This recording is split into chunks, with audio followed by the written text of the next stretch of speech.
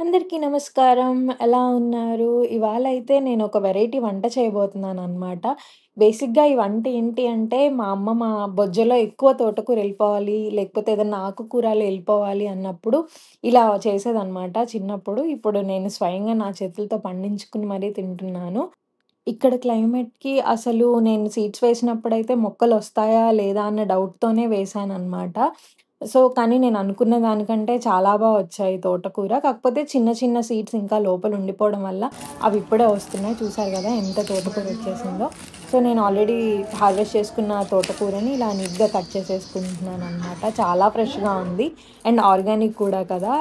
ఈ వంటకి ఏంటి అంటే చాలా కొంచెం కందిపప్పు మనం వాడతాము. నేను ఆల్మోస్ట్ మన టీ గ్లాస్‌లో హాఫ్ గ్లాస్ వేశాను.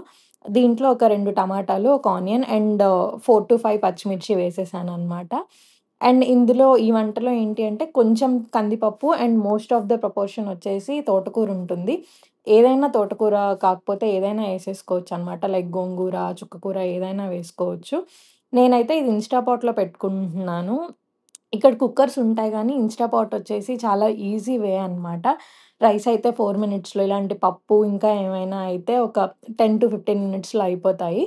సమ్‌హౌ ఇక్కడ నాకు మీకు టైమింగ్ చూపించడానికి లైట్ జంప్ అవుతుంది దీని మీద. నేనిక్కడైతే ప్రెషర్ కుక్కర్ ఒక 30 మినిట్స్‌లో సెట్ చేసేసుకున్నాను.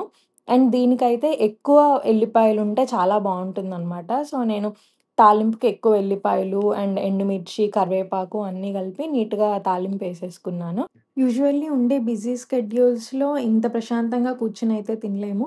కాకపోతే నేను తినే ప్రతిసారి అందులో ఫైబర్, ప్రోటీన్ అన్నీ ఉండేలా చూసుకుంటాననమాట.